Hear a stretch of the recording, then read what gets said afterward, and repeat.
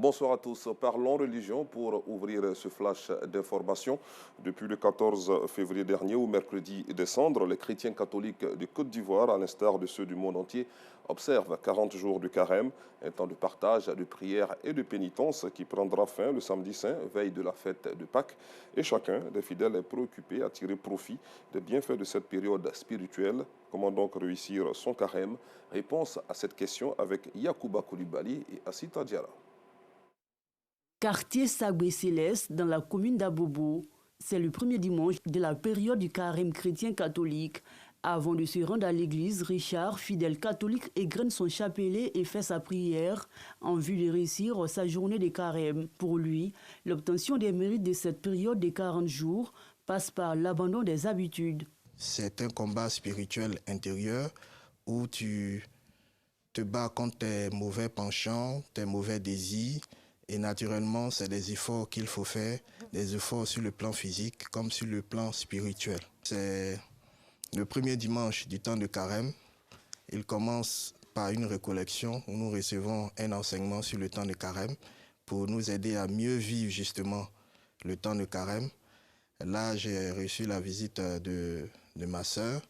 Donc, juste après qu'elle va se retirer, je vais aller à l'église avec ma femme et mes enfants, pour que nous puissions non seulement écouter l'enseignement, mais aussi vivre la première messe du temps de carême, pour que tout ce temps de carême-là, Dieu nous accorde la grâce de pouvoir transformer et de changer véritablement nos vies. Il reçoit la visite d'Akissi, une fidèle de sa paroisse.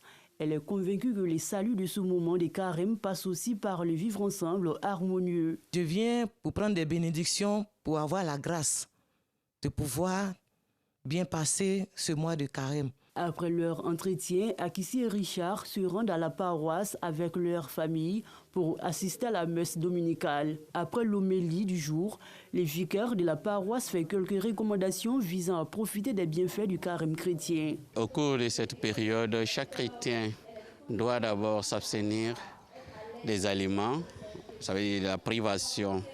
Mais ce qui est l'essentiel, c'est la pureté du cœur.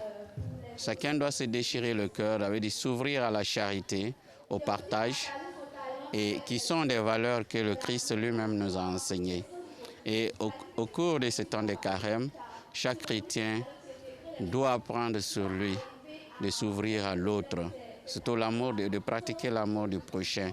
L'une des conditions pour pouvoir réussir les jeunes et la condition essentielle, on va dire régler tes problèmes avec les autres et te mettre maintenant sur le chemin de la purification.